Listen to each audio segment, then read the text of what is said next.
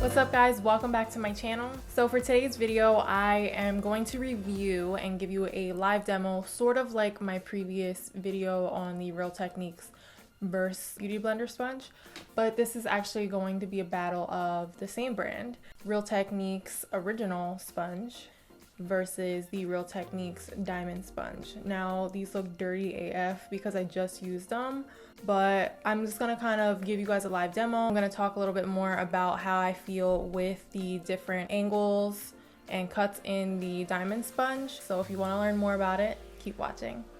So now for the purpose of this video, I'm going to do one side of my face with the original Real Techniques sponge and then the other side with the diamond sponge from Real Techniques. So I just want to see if there's any difference in the way it applies. I want to know if the shape of this makes the application easier, if it makes it worse. I just want to know in comparison to the original what it's like. So I think I'm going to do this side with the original and then the right side, your left side, with the diamond sponge. So I just have moisturizer on right now and I'm just going to pop a little bit of the It Cosmetics Bye Bye Under Eye right under my eyes. I'm just gonna put it on with my finger at first and then I'm gonna blend it out with a sponge.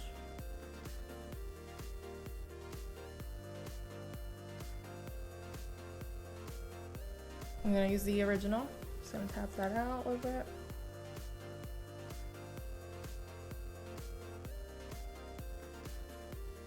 And now with the other sponge, I'm gonna use the tip of it and just try and I guess lay it flat on one of the sides because it's got all of these different sides. So I'm just gonna lay it flat and I feel like it's so awkward because it's humongous.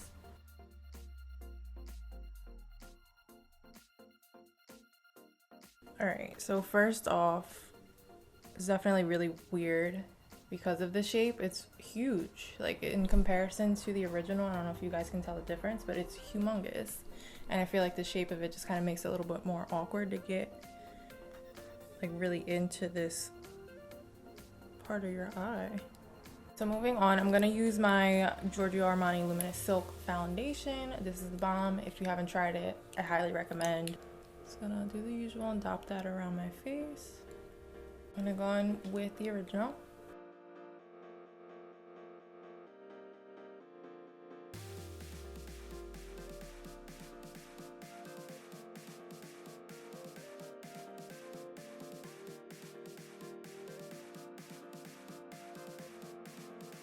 Now I'm just gonna go in and blend out the other side with the other sponge. Actually, I'm going to use the flat edge since it's humongous, and I mean, I guess that's meant for the face.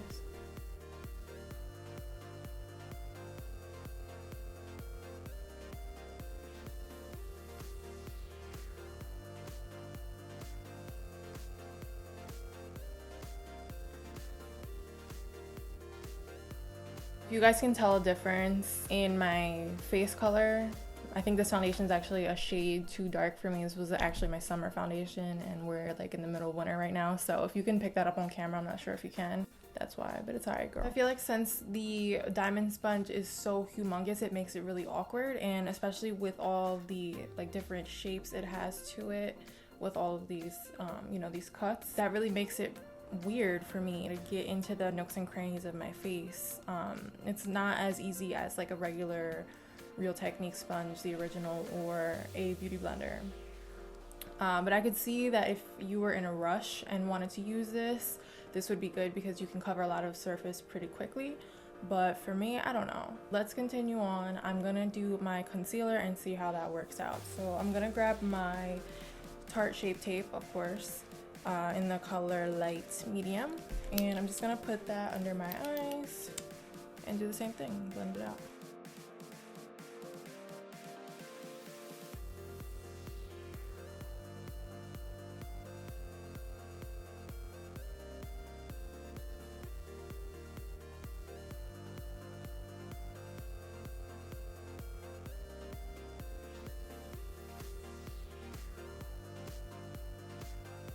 Alright, so putting on my concealer was a little bit easier than, you know, putting on my foundation because of the fact that this is so thin up here. I was able to get really close into this inner corner part of my eye. It does make for really nice straight lines if you're looking to bring in your concealer up to where you would normally contour. You know, you can make a really good line with this because it does have the flat edges all around. So that's good. As far as the application, like how it looks, I think it looks pretty good. But I am seeing, like, now that I'm getting a little closer, I do have a little bit more like creasing, but that might just be because I haven't set my concealer yet.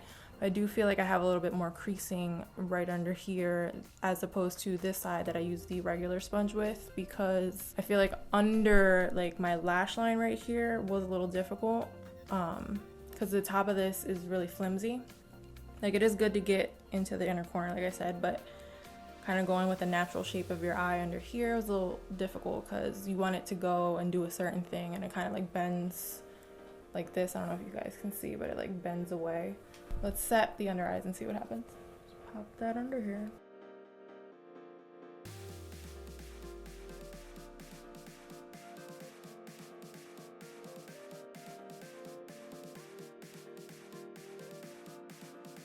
When you put your concealer on, you want to make sure you do like look up or drop your face kind of down to the ground and look straight ahead. That way it's kind of stretching out the skin under your under eye where your concealer is, and that way you don't set any creases. So it's just a tip if you have problems with creasing under there. And I'm gonna go in with the diamond sponge and do the same thing.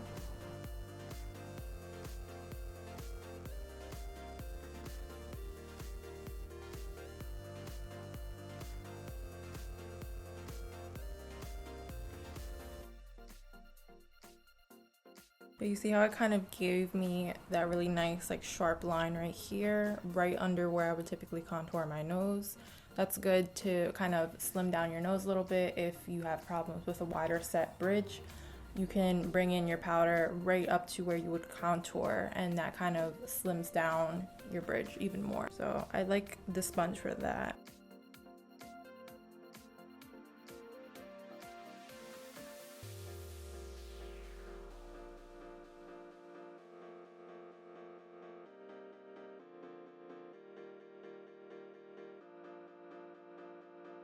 I definitely love this sponge for getting like really sharp lines.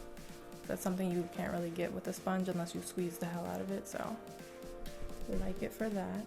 I'm just gonna go in with a fluffy brush and I'm just gonna wipe all of this off because I'm not trying to bake, I'm just trying to set my concealer.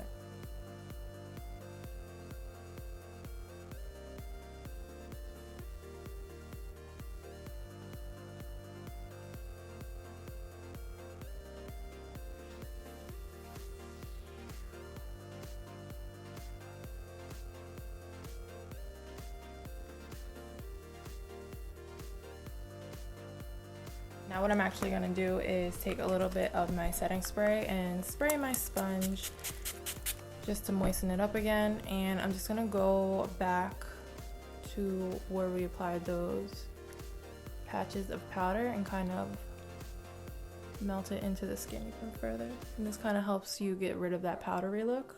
Alright, so I'm going to go ahead and finish up the rest of my face, and I will be back to give you my final thoughts on the sponge. So final thoughts. In comparison to the original Real Technique sponge, I don't know that there's that much of a difference with texture. They're not firm. I feel like they have just the right amount of bounce to them once they do expand. I'd like that they're not different in that aspect, but as far as using the diamond sponge, I did find it hard, like I mentioned in the demo, to use this because it's so humongous. Like, it's so massive, I feel, as compared to this one where the flat surface is a little smaller, so you can kind of work it in and, you know, get into all your little nooks and crannies, whereas this one is just like this huge blob kind of smacking your face. I did like that. I feel you could use this to you know, put your liquid or cream foundation on in a rush, or your CC BB cream, whatever it may be. You can put that on a little quicker because it is a little bigger, so you can kind of cover more surface area quicker than you would with this. But I feel that it's kind of like a double-edged sword because it is bigger, and I felt like when I was pouncing out my foundation, the product didn't stay concentrated in one area. It kind of soaked up in a different area because it is so big. Even with my concealer, when I flipped it over and was using it this way, the concealer kind of soaked up down here instead of staying like, you know, in this area. So I kind of had to like maneuver it around. And now the tip of this sponge is really flimsy. It did get into the inner corner of the eye pretty well, but I found that when I was bringing it around trying to blend out my concealer along the bottom lash line, it kind of bounced out that way. I don't know if you guys can see that, but it kind of like tilted out that way. And it might be just my error. The way I was holding it might have been not the proper way to hold it. I am going to use this again, obviously, because I paid for it and I already used it. I'm not going to return it, like, duh.